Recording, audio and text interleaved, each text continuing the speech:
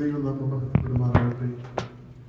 ഏറ്റവും ആദരണീയനായ ജോബി എച്ച്, പ്രിയ ശുപാർശൻ, സ്നേഹമുള്ള മാതാപിതാക്കളെ, സഹോദരങ്ങളെ, ഏറ്റവും ഹൃദ്യവും വേദശാസ്ത്രപരമായും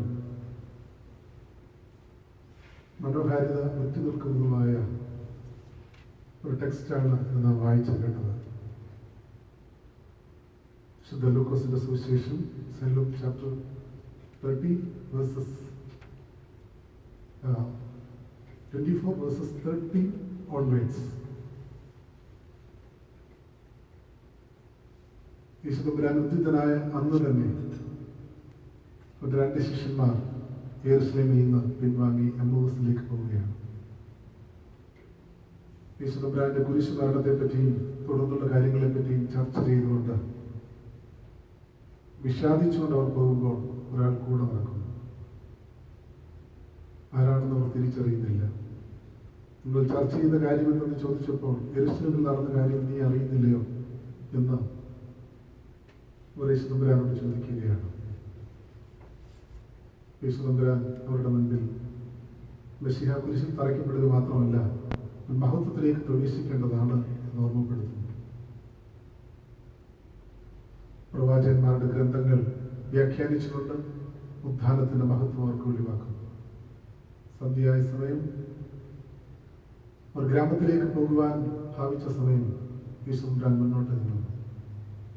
ശിഷ്യന്മാർ പറയുകയാണ്, സൂര്യൻ അസ്തമിക്കാറായല്ലോ, ഞങ്ങളോടുകൂടെ പാർക്കുക. യേശുദമ്പുരാൻ അവരോടുകൂടെ ഭക്ഷണം കഴിച്ചുകൊണ്ടിരിക്കുമ്പോൾ അപ്പം നുറുക്കുന്നു, അവർക്ക് കൊടുക്കുന്നു, അവരുടെ കണ്ണു തുറക്കുന്നു, അത് യേശു എന്ന് അവർ മനസ്സിലാക്കുന്നു. പിന്നീട് അവർ യേശുദമ്പുരാനെ കാണുന്നില്ല. ശിഷ്യന്മാർ പരസ്പരം പറയുകയാണ്, അവൻ നമ്മോട് സംസാരിച്ചപ്പോൾ നമ്മുടെ ഉള്ള കത്തിക്കൊണ്ടിരിക്കുകയായിരുന്നു. ഒടുവിൽ അവർ അവിടെ നിന്ന് യെരൂശലേമിലേക്ക് തിരികെ പോകുന്നു. ഇതാണ് ഇന്നത്തെ വേദഭാഗം. ഉദ്ധാനത്തിന്റെ അന്ന് നടന്ന സംഭവമാണ്. രണ്ട് ശിഷ്യന്മാർ യെരൂശലേമിൽ നിന്ന് പിൻവാങ്ങി എമ്മൗസിലേക്ക് പോവുകയാണ്. യെരൂശലേം യേശുദമ്പുരാന്റെ കഷ്ടതയുടെ കുരിശ് മരണത്തിന്റെ സാക്ഷിയായ സ്ഥലമാണ്. അവർ ഉദ്ധാനം ചെയ്തു എന്ന് ചില സ്ത്രീകൾ പറഞ്ഞ അറിവ് മാത്രമേ ഈ രണ്ട് ശിഷ്യന്മാർക്കുള്ളൂ. അത് വാസ്തവമാണോ എന്ന് അവർ വിശ്വസിച്ചിട്ടില്ല. അതുകൊണ്ട് തന്നെ യെരൂശലേമിൽ ഇനി കഴിയുന്നത് അപകടമാണെന്ന് ശിഷ്യന്മാർ ചിന്തിക്കുന്നു. ഗുരുവിനെ യഹൂദന്മാർ കുരിശിച്ചെങ്കിൽ ശിഷ്യന്മാരുടെ കാര്യം പറയാനുണ്ടോ? അതുകൊണ്ട് തന്നെ ഒരു മ്ലാനവതരായി യെരൂശലേം വിട്ട് എമ്മൗസിലേക്ക് പോവുകയാണ്. നിരാശരായിരിക്കുകയാണ്. അസ്വസ്ഥതയാണ് അവർക്ക്. ഭാവിയെ പറ്റിയുള്ള ആശങ്കയാണ്. ജോഗ്രഫിക്കലായിട്ട് യെരൂശലേമിന് പ്രത്യേകതയുണ്ട്. സീ ലെവലിൽ നിന്ന് 2750 ഫീറ്റ് ഉയർന്ന സ്ഥലമാണ് ജെറുസലേം. എമ്മൗസ് താഴ്ന്ന സ്ഥലമാണ്. യേശുദമ്പുരാന്റെ കഷ്ടാനുഭവത്തിന്റെ രംഗവേദിയായ യെരൂശലേം വിട്ട് അവർ പിൻവാങ്ങുന്നത്, നിരാശരായി പോകുന്നത്, ഇടറിപ്പോകുന്നത്, അസ്വസ്ഥരായി മാറുന്നത് എമ്മൗസിലേക്കാണ്. ശരിക്കും ഒരു പ്രതീകാത്മകമായ ഒരു ചിത്രമാണ്. യെരൂശലേം വിട്ടപ്പോൾ വിഷാദം അവരുടെ ജീവിതത്തിൽ കടന്നു വന്നപ്പോൾ, ഭാവിയെ പറ്റിയുള്ള ഉത്കണ്ഠ വന്നപ്പോൾ, നിരാശ ബാധിച്ചപ്പോൾ അവർ താഴ്ന്നു തുടങ്ങുകയാണ്. എല്ലാ മനുഷ്യരിലും സംഭവിക്കുന്നതാണിത്. ക്രിസ്തു അവബോധം നഷ്ടപ്പെട്ട് കഴിയുമ്പോൾ ഭാവിയെ പറ്റി ഉത്കണ്ഠ ഉണ്ടാകും, ആശങ്കയുണ്ടാകും, മനസ്സസ്വസ്ഥമാകും, ജീവിതത്തിൽ നിരാശ ബാധിക്കും. പക്ഷേ ഇവിടെ മനോഹാരിത നിറഞ്ഞു നിൽക്കുന്നത് അവർ ഇങ്ങനെ പിൻവാങ്ങി പോകുമ്പോൾ, എമ്മൗസിലേക്ക് ഇറങ്ങി പോകുമ്പോൾ യേശുദമ്പുരാൻ അവരുടെ കൂടെ ഉണ്ടായിരുന്നു. ഈ കോ ട്രാവലർ, സഹയാത്രികനായിട്ട് അവരുടെ കൂടെ ഉണ്ടായിരുന്നു. നമ്മൾ എപ്പോഴും അറിയേണ്ടതായ ഒരു കാര്യമുണ്ട്. നമ്മുടെ എല്ലാ യാത്രകളിലും യേശുനാഥൻ ഒരു കോ ട്രാവലറായി കൂടുണ്ട്, സഹയാത്രികനായി. ജീവിതത്തിന്റെ നിരാശയും വിഷമവും പ്രയാസവും ഒക്കെ വരുന്ന സമയം നമ്മുടെ മനസ്സ് ചഞ്ചല ചിത്തമാണ്. ജീവിതം ഇനി എന്ത് എന്നൊരു ചിന്ത നമ്മുടെ മുൻപിലുണ്ടാകും. എപ്പിഡമിക് ഡിസീസ് പാൻഡമിക്കായി മാറി. ഒരു രാജ്യവും ഒരു കൂട്ടവും ഒരു സമൂഹവും അതിൽ നിന്ന് മാറിയിട്ടില്ല. നമ്മുടെ കൂട്ടത്തിലുള്ളവരെ പിടിച്ചു പറിച്ചുകൊണ്ട് പോകുന്നത് പോലെയാണ് മരണം സംഭവിക്കുന്നത്. ഒത്തിരി അസ്വസ്ഥതയിൽ, ഒത്തിരി ടെൻഷനിൽ ഇന്ന് അനേക ചെറുപ്പക്കാരായിരിക്കുകയാണ്. മരണം വാർദ്ധക്യത്തിലുള്ളവരെ മാത്രമല്ല, യൗവനക്കാരെ പോലും ഈ രോഗം കൊണ്ട് ഗ്രസിച്ചിരിക്കുകയാണ്. നമ്മളാരും സേഫ് അല്ല. നമ്മളൊക്കെ എത്ര സുരക്ഷിതമെന്ന് പറഞ്ഞാലും അതിൻ്റെ മുൻപിലാണ് നമ്മൾ നിൽക്കുന്നത്. അതുകൊണ്ട് തന്നെ നമുക്ക് ഒത്തിരി ആശങ്കയാണ്.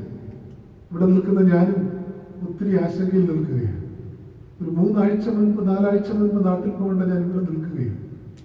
എൻ്റെ കുടുംബത്തെ പിരിഞ്ഞിരിക്കുന്നതിൻ്റെ ടെൻഷനും പ്രയാസവും എനിക്ക് നന്ദിയുണ്ട്.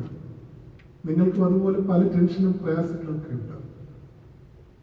ആ സമയത്ത് നമുക്ക് എന്തൊക്കെയോ ഒരു ഒരു ഒരു എന്താ ഒരു ഒരു പ്രയാസവും അസ്വസ്ഥതയും ഭാവിയെ പറ്റിയുള്ള ആശങ്കയൊക്കെ നമ്മുടെ മുൻപിൽ നിൽക്കുക. പക്ഷെ ഓർക്കണം, ഈ സമയത്തും അവൻ കൂടുണ്ട്.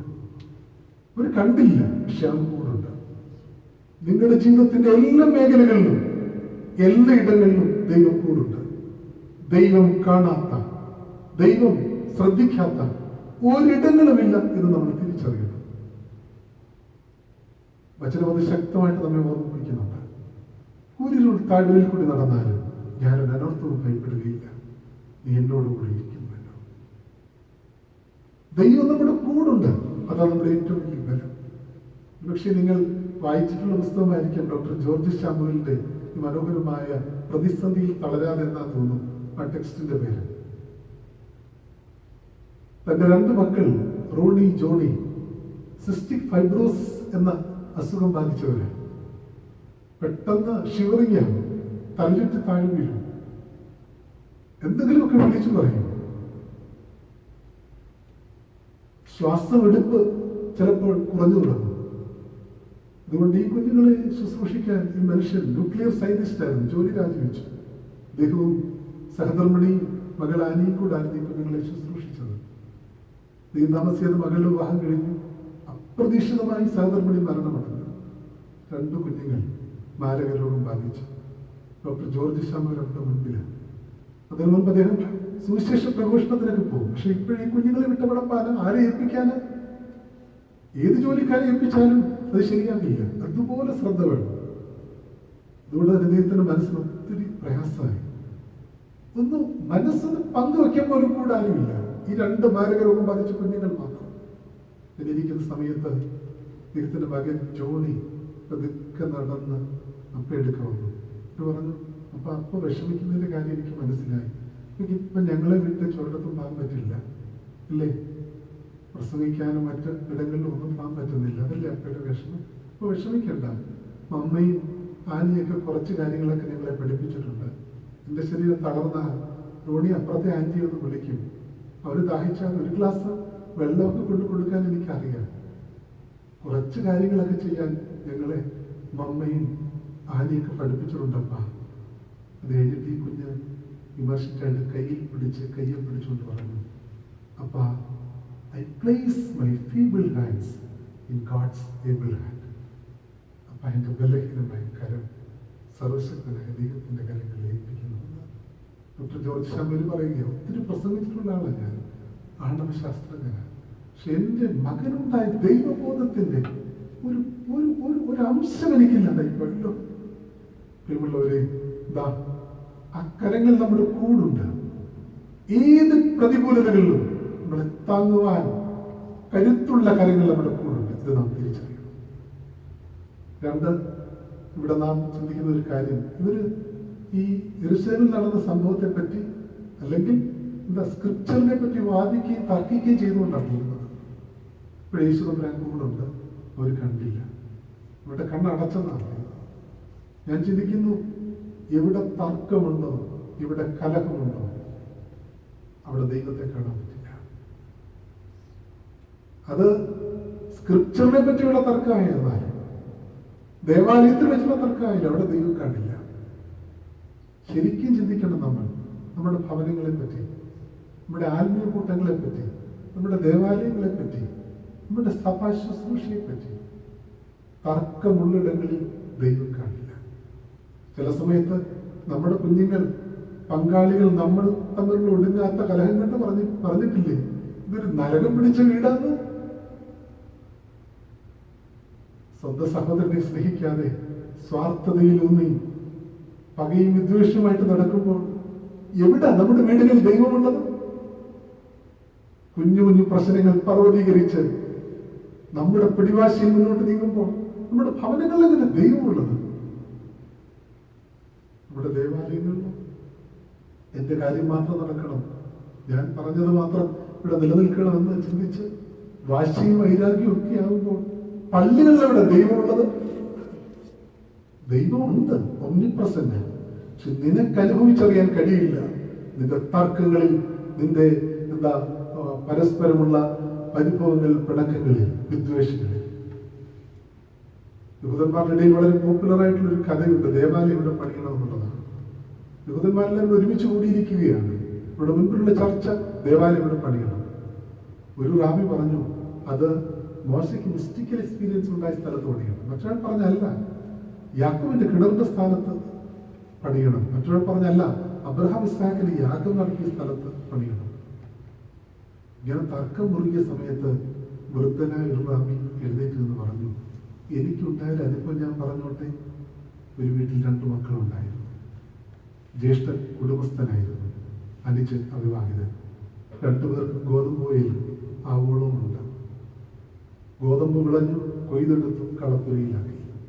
രാത്രിയിൽ ജ്യേഷ്ഠൻ ഉറക്കം വരുന്നില്ല. ദൈവമേ, എനിക്ക് ഭാര്യയും മക്കളും ഒക്കെ ഉണ്ട്. അനുജൻ അവൻ ഒറ്റയാണ്, എനിക്കെന്തിനാ ഇത്രയും ഗോതമ്പ്? ഒരു വിഷമമുണ്ടെങ്കിൽ എൻ്റെ കൂടെ ആളില്ലേ? അപ്പൊ അവന് കൊണ്ട് കൊടുക്കണം. പക്ഷെ കൊടുക്കാന്ന് വെച്ചാൽ അവൻ വാങ്ങില്ല. അതുകൊണ്ട് എന്നാ ചെയ്യേണ്ടത്? ആരും അറിയാതെ അവന്റെ കളപ്പുരയിൽ കൊണ്ടു ഗോതമ്പ് ഇടണം. അനുജൻ വിചാരിച്ചു, ഞാൻ ഒറ്റയില്ല, എനിക്കെന്തിനാ ഇത്രയും? ജ്യേഷ്ഠനല്ലേ ആവശ്യങ്ങൾ, കൊടുക്കാന്ന് വെച്ചാൽ ജ്യേഷ്ഠൻ വാങ്ങില്ല. അത്ര എന്നോട് കരുതലുള്ളതാണ്. അതുകൊണ്ട് ജ്യേഷ്ഠൻ അറിയാതെ അയാളുടെ കളപ്പുരയിലാണ് ഇടണം. 2 പേരും അവരുടെ കളപ്പുരയിലെ ഗോതമ്പ് ആവോളം ചാക്കിനകത്താക്കി ആരും കാണാതെ രാത്രിയിൽ തങ്ങളുടെ സഹോദരന്റെ കളപ്പുരയിലിടാൻ പ്ലാൻ ചെയ്തു. അർദ്ധരാത്രിയായി കളപ്പുരയിൽ നിന്ന് ഗോതമ്പ് ചാക്കിനകത്താക്കി കളപ്പുരകൾ പിന്നിട്ട്, കൃഷിസ്ഥലങ്ങൾ പിന്നിട്ട്, അവരുടെ ഭവനങ്ങൾ പിന്നിട്ട് 2 പേരുടെയും മതിർവരമ്പിന്റെ ഇടയിലെത്തി. ഇരുട്ടിലൊരു രൂപം കണ്ട് 2 പേരും ശരിക്കും ഞെട്ടിപ്പോയി. അല്പനേരം അങ്ങോട്ടും ഇങ്ങോട്ടും ശ്രദ്ധിച്ചപ്പോഴും ആരാണെന്നും എന്തിനാണ് വന്നതെന്നും ഇരുവർക്കും മനസ്സിലായി. 2 പേരും പൊട്ടിക്കരഞ്ഞു. ഓടിയെടുത്തു. കുറേ നേരം കെട്ടിപ്പിടിച്ച് പൊട്ടിക്കരഞ്ഞു.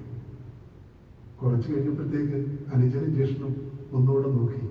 കരച്ചിൽ മാറി ചിരിയായി, പൊട്ടിച്ചിരിയായി അവർ ആർത്ത് വിളിച്ചു. പറഞ്ഞു തീർന്നതും പ്രധാന റാബി എഴുന്നേറ്റെന്ന് പറഞ്ഞു, അവിടാണ് ദേവാലയം പണിയേണ്ടത്. സഹോദര സ്നേഹ സംഗമ സ്ഥാനത്ത് ദേവാലയം പണിയണം. പ്രിയമുള്ളവരെ, സ്നേഹത്തിന്റെ സംഗമമാണ് ദേവാലയങ്ങൾ. സ്നേഹത്തിന്റെ സംഗമ സ്ഥാനത്തെ ദൈവം ഉണ്ടാകുകയുള്ളൂ. അല്ലാതെ നമ്മുടെ ഭവനങ്ങളിൽ, അല്ലാതെ നമ്മുടെ പണിതുണ്ടാക്കിയ കെട്ടിടങ്ങളിൽ, അല്ലാതെ സഭാപരമായ ഘടനകളിൽ എവിടെയാ ദൈവം ഉണ്ടാകുന്നത്? കൂടെ നടന്ന ദൈവത്തെ തിരിച്ചറിയാൻ പറ്റുന്നില്ല. തർക്കങ്ങളുടെയും കലഹത്തിന്റെയും ഇടയിൽ ക്രിസ്തുവിനെ തിരിച്ചറിയുന്നത് എപ്പോഴാണെന്നറിയാമോ? ഒന്ന്, ക്രിസ്തു ഇവര് ഈ സ്ക്രിപ്ചർ ഇച്ചിരി ഗൗരവതരമായിട്ട് എടുത്തു. അവനോട് ചോദിച്ചു, അവൻ സംശയങ്ങൾ പറഞ്ഞു കൊടുത്തു, പ്രവചന ഗ്രന്ഥങ്ങൾ വ്യാഖ്യാനിച്ചു. ഇതിനർത്ഥം എന്താ? One who studies the word of God seriously, he enjoys the presence of God. ഒരാൾ തിരുവചനം കുറെ കൂടെ ഗൗരവമായെടുത്താൽ ദൈവത്തെ കാണാൻ പറ്റും. ഞാൻ ചോദിക്കട്ടെ, നമ്മളൊക്കെ ജീവിതത്തിൽ ഒറ്റപ്പെടാറില്ലേ? ചിലപ്പോൾ പങ്കാളി പോലും മനസ്സിലാക്കുന്നില്ല. നമ്മൾ മനംനൊന്ന് പറഞ്ഞിട്ടുണ്ട്. കുഞ്ഞുങ്ങൾക്ക് വേണ്ടിയാണ് ജീവിച്ചത്, അവരെന്തേ തങ്ങളെ ഉൾക്കൊള്ളാത്തത്? സഹോദരങ്ങൾക്ക് വേണ്ടി കഷ്ടപ്പെട്ടിട്ടും അവർ വഴിമാറി നടക്കുന്നു. നമ്മുടെ ശോധനകളിൽ ചില സമയം നമ്മൾ ഒറ്റപ്പെട്ടു പോകും. ആ സമയത്ത് നമ്മൾ തിരുവചന പുസ്തകം എടുക്കും. ഇതുവരെയും വായിച്ചതുപോലല്ല, ഒരു പെരിഫറൽ ലെവലിലല്ല നമ്മൾ വായിക്കുന്നത്, കുറെ കൂടെ ആഴമായി വായിക്കാൻ തുടങ്ങും. അപ്പോൾ ആ വേദപുസ്തകത്തിൽ ക്രിസ്തുവിനെ നിങ്ങൾ കണ്ടിട്ടില്ലേ? വേദപുസ്തകം തുറക്കുമ്പോൾ നിങ്ങളോട് സംസാരിക്കുന്ന ദൈവത്തെ നിങ്ങൾ തിരിച്ചറിഞ്ഞിട്ടില്ലേ? One who studies the word of God seriously, he enjoys the presence of God. രണ്ട്, അവർ തിരിച്ചറിയുന്നത് എവിടെയാണ്? യേശുദമ്പുരാൻ അപ്പം നുറുക്കി കൊടുത്തപ്പോഴാണ് അവർ ക്രിസ്തുവിനെ തിരിച്ചറിയുന്നത്. ഇതിന്റെ അർത്ഥം എന്താ? One who shares with others, he enjoys the presence of God. മറ്റുള്ളവരുമായിട്ട് പങ്കുവയ്ക്കുമ്പോഴാണ് ദൈവത്തെ നാം കാണുന്നത്. പലരിലും ദൈവത്തെ നാം തിരിച്ചറിയുന്നത്. ഞാൻ ചോദിക്കട്ടെ, നമ്മൾ ചിലരെയൊക്കെ ദൈവത്തെ പോലെ കാണുന്നില്ലേ? എന്തുകൊണ്ടാണ്? നിങ്ങൾക്ക് വേണ്ടി ജീവിച്ച ചില സുഹൃത്ത് ജന്മങ്ങളായതുകൊണ്ടല്ലേ? മുറിക്കപ്പെട്ടതായതുകൊണ്ടല്ലേ? നിങ്ങൾക്ക് വേണ്ടി ത്യാഗം അനുഭവിച്ചത് കൊണ്ടല്ലേ? മുറിക്കപ്പെടുന്ന ഇടങ്ങളിലാണ് ദൈവത്തെ കാണുന്നത്. പ്രത്യേകിച്ച് ഇന്ന് മദേഴ്സ് ഡേ ആണ്. നമ്മളെല്ലാം നമ്മുടെ അമ്മമാരെ കൈകൂപ്പി പ്രണമിക്കുന്ന ദിവസം. ഞാൻ ചോദിക്കുകയാണ്, അമ്മയെ ഓർക്കുമ്പോഴുണ്ടാകുന്ന നൊസ്റ്റാൾജിയ പോലെ വേറെ എന്താ ഉള്ളത്? എത്ര കാലമായിരുന്നാലും നമുക്ക് വേണ്ടി കാത്തിരിക്കാൻ ഒരു അമ്മയുണ്ട് എന്നുള്ളതാണ് നമ്മുടെ ബലം. നിങ്ങളൊക്കെ എന്ത് തിരക്കിനിടയിലും നാട്ടിലേക്ക് പോകുന്നു? നന്നേ സാമ്പത്തിക ചെലവാണ്, ജോലിയുടെ പ്രശ്നങ്ങളൊക്കെ ഉണ്ട്. പക്ഷെ അതിൻ്റെ ഇടയ്ക്ക് നിങ്ങൾ നാട്ടിലേക്ക് പോകുന്നത് എന്താ? നിങ്ങളുടെ വീട്ടിൽ നിങ്ങൾക്കായി കേട്ട് കാത്തിരിക്കുന്ന ഒരമ്മ. എൻ്റെ ചെറുപ്രായത്തിൽ സ്കൂളിൽ നിന്ന് ഞാൻ ഓടി വരുമ്പോൾ എൻ്റെ മനസ്സിൽ ഏറ്റവും ആകർഷിക്കുന്ന ചിത്രം എന്താണെന്നറിയാമോ? വീടിൻ്റെ വാതിക്കൽ അമ്മ നോക്കിയിരിക്കുന്നത്. ഇത്രയും സുന്ദരമായ ഒരു ചിത്രം എൻ്റെ ജീവിതത്തിൽ ഞാൻ കണ്ടിട്ടില്ല. എന്തുകൊണ്ടാ അമ്മ നമ്മുടെ മുമ്പിൽ ദൈവം കണക്കാകുന്നത്? നിങ്ങൾക്ക് വേണ്ടി അതുപോലെ ബ്രേക്ക് ചെയ്തപ്പെട്ടതുകൊണ്ടാണ്. ഇംഗ്ലീഷിൽ ഒരു ചൊല്ലുണ്ട്, God cannot reach everywhere, so he created mothers. ദൈവത്തിന് എല്ലായിടും ഓടാൻ പറ്റില്ല, അതുകൊണ്ട് അമ്മയെ സൃഷ്ടിച്ചത്. ദൈവത്തിന്റെ പരിമിതി വർദ്ധിപ്പിക്കാനല്ല, അമ്മയുടെ മഹത്വം അറിയിക്കാനാണ്. ഡോക്ടർ APJ അബ്ദുൽ കലാം കുഞ്ഞുങ്ങളോട് സംവാദിക്കുന്ന കൂട്ടത്തിൽ കുഞ്ഞുങ്ങളോട് ആരോടോ ചോദിച്ചു, നിങ്ങൾക്ക് എന്തെങ്കിലും ചോദ്യം ഉണ്ടോ ചോദിക്കാൻ? ഒരു മിടുക്കനായ കുഞ്ഞ് ചാടി എഴുന്നേറ്റ് കലാമിനോട് ഇങ്ങനെ ചോദിച്ചത്രേ, കലാം ഡിഫൈൻ ബർത്ത്ഡേ. എല്ലാം ആലോചിച്ച് കലാം ഇങ്ങനെ മറുപടി പറഞ്ഞത്രേ, the only day in your life your mother smiled when you cried. ജീവിതത്തിൽ ഒരേ ഒരു ദിവസം നിങ്ങൾ കരഞ്ഞപ്പോൾ നിങ്ങളുടെ അമ്മ ചിരിച്ചു. ശരിയല്ലേ? ജീവിതത്തിൽ നമുക്ക് വേണ്ടി ഇത്രയും ഹോമിച്ച ആരാണുള്ളത്? ജീവിതത്തിൽ എനിക്ക് അമ്മയില്ല, മരണമടഞ്ഞു. പക്ഷെ എത്രയോ സന്ദർഭങ്ങളിൽ ഞാൻ ഓർക്കുന്നറിയാമോ, ദൈവമേ എൻ്റെ അമ്മ എൻ്റെ കൂടെ ഉണ്ടായിരുന്നെങ്കിൽ, അമ്മയൊന്ന് ചേർത്ത് പിടിക്കാൻ കഴിഞ്ഞിരുന്നെങ്കിൽ. 3 വർഷം എൻ്റെ അമ്മ തളർന്നു കിടന്നു. അവസാന സമയത്ത് ഓർമ്മയില്ല. പകലൊക്കെ എൻ്റെ സഹധർമ്മിണിയാണ് ശുശ്രൂഷിച്ചത്. എനിക്ക് സമയം കിട്ടാറില്ല. രാത്രിയിൽ ഞാൻ എവിടെ പോയാലും, പ്രസംഗത്തിന് പോയാലും എവിടെയെങ്കിലും പോയാലും, എത്ര കഴിഞ്ഞാലും ഞാൻ റൂമിൽ വന്ന് എൻ്റെ അമ്മയെ അത്യാവശ്യം ചില ശുശ്രൂഷകളൊക്കെ ചെയ്യും. പക്ഷെ രാത്രി വരുന്ന സമയം ഞാൻ മിക്കവാറും കാണുന്നത് അമ്മ തിരിഞ്ഞും മറിഞ്ഞും കിടക്കുക, കൃഷ്ണമണിയിട്ട് അങ്ങോട്ടും ഇങ്ങോട്ടും ഇങ്ങനെ അനക്കിക്കൊണ്ടിരിക്കുക. ഞാൻ വന്ന് എൻ്റെ അമ്മയെ ഒന്ന് പിടിച്ച് തലോടി പോയ കാര്യമൊക്കെ ചുമ്മാ എന്ന് പറയും. ബോധമൊന്നുമില്ല, മനസ്സിലാകത്തില്ല. പക്ഷെ ചുമ്മാ എന്ന് പറയും, എൻ്റെ ഒരു സന്തോഷത്തിന് വേണ്ടി കുറച്ചു നേരം ഒന്ന് ചേർത്തൊക്കെ പിടിച്ച് ഞാൻ മുറിക്ക് പുറത്തിറങ്ങും. അത് രാത്രി 12 ആയിക്കൊള്ളട്ടെ, 1 മണി ആയിക്കൊള്ളട്ടെ, എത്ര ആയാലും. പക്ഷെ അത് കഴിഞ്ഞിട്ട് ഞാൻ എൻ്റെ ആ മുറിക്ക് പുറത്തിറങ്ങി പിന്നെ രാത്രിയിൽ എപ്പോഴെങ്കിലും എൻ്റെ അമ്മയുടെ മുറിക്കകത്തോട്ട് കയറുമ്പോൾ കാണുന്നൊരു കാഴ്ചയുണ്ട്. അതുവരെയും അസ്വസ്ഥതയോട് കിടന്ന അമ്മ, കൃഷ്ണമണിയിട്ട് അങ്ങോട്ടും ഇങ്ങോട്ടും നോക്കിയിരുന്ന അമ്മ സുഖമായിട്ട് ഉറങ്ങുകയായിരുന്നു. കാര്യം എന്താണെന്നറിയാമോ? ഞാനും എൻ്റെ ഭാര്യയും പറയുന്നത് എൻ്റെ അമ്മയ്ക്ക് അവസാനം ബോധമില്ലെന്നാണ്.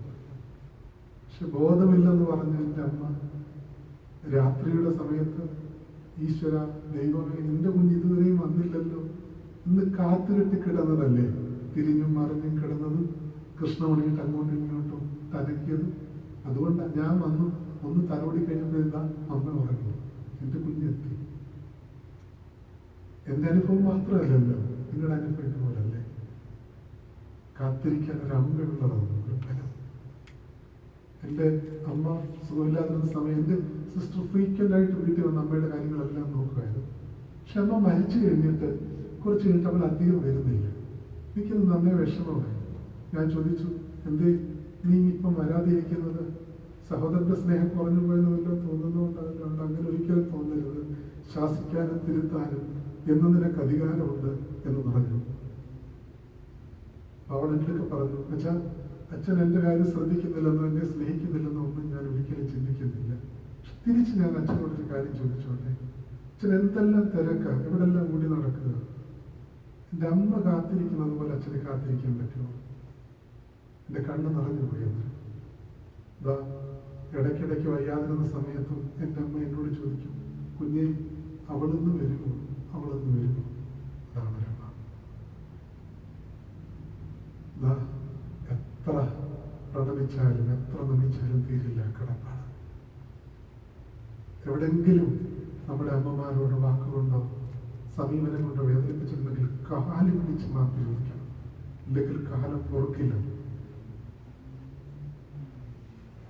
ഞാനിതിന്റെ ഭാഗമായിട്ട് പറഞ്ഞതേ ഉള്ളൂ.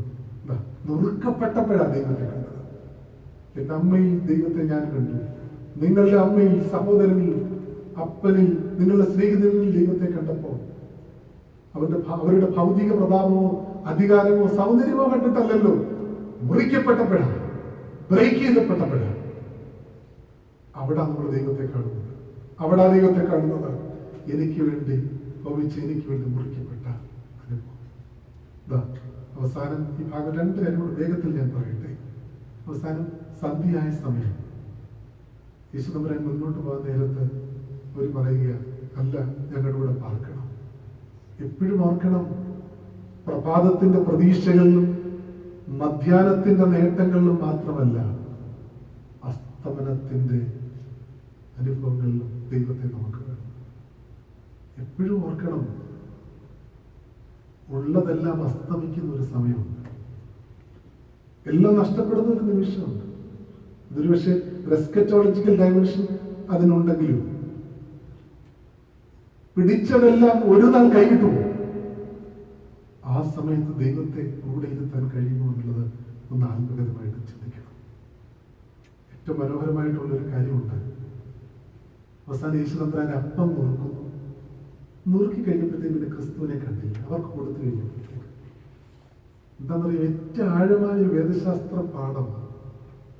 അപ്പം നുറുക്കി കഴിഞ്ഞപ്പോൾ ക്രിസ്തു അപ്പത്തിലായെന്നാണ് പറയുന്നത്. Jesus physical presence change to sacramental presence. അവന്റെ ശാരീരികമായ സാന്നിധ്യം കൗദാശികമായ സാന്നിധ്യമായി മാറി. ഇതിന്റെ അർത്ഥം എന്താണെന്നറിയാമോ? യേശുദമ്പുരാന്റെ ഫിസിക്കൽ പ്രസൻസ് വിശുദ്ധ കുർബാനയായി മാറി. ഇന്നത്തെ കാലത്ത് ക്രിസ്തുവിന്റെ ഫിസിക്കൽ പ്രസൻസ് അല്ല നാം കാണുന്നത്. അതില്ലെന്നല്ല ഞാൻ പറയുന്നത്, തെറ്റിദ്ധരിക്കപ്പെടരുത്. അതിന്ന് കൗദാശി സക്രമെന്റൽ സാന്നിധ്യമായി കുർബാനയിലുണ്ട്. കുറെ കൂടെ ഗൗരവമായി. അതുകൊണ്ടാണ് പിതാക്കന്മാർ പറയുന്നത് കുർബാന എടുക്കണമെന്ന്. കുറെ കൂടെ ഗൗരവമായി എടുക്കണം. സക്രമെന്റൽ പ്രസൻസ്, ക്രിസ്തു സാന്നിധ്യം. Jesus physical presence change to sacramental presence. പിന്നെ അവനെ കാണുന്നില്ല, വചനത്തിൽ കാണുന്നേ ഇല്ല. പിന്നെ അപ്രത്യക്ഷനായി.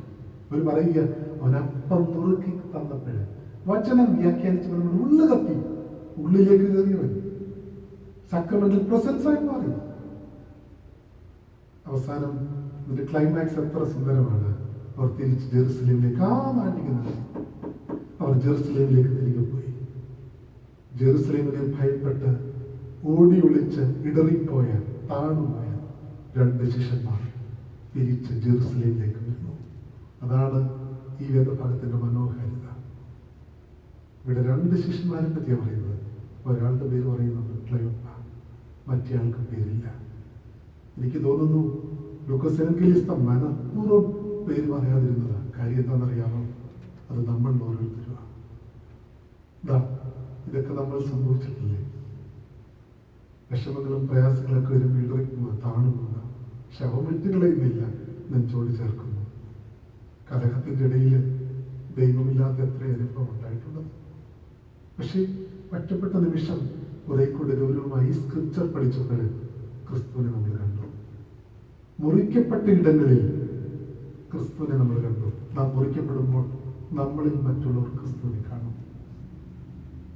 ജീവിതത്തിന്റെ പ്രഭാതത്തിന്റെ പ്രതീക്ഷകളിലും മധ്യാഹ്നത്തിന്റെ നേട്ടങ്ങളിലുമല്ല, അസ്തമനവും ജീവിതത്തിലുണ്ടാകും. ഒരു സൺസെറ്റ് ഉണ്ടാകും. അപ്പോഴും ക്രിസ്തു കൂടെ വേണം.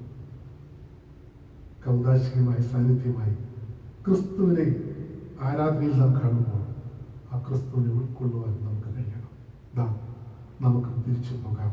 എമ്മൗസിൽ കഴിയേണ്ടവരല്ല, യെരൂശലേമിലേക്ക് തിരികെ പോകേണ്ടവരാണ് എന്ന ബോധ്യം നമുക്കുണ്ടാകട്ടെ. പരിശുദ്ധാത്മാവിനെ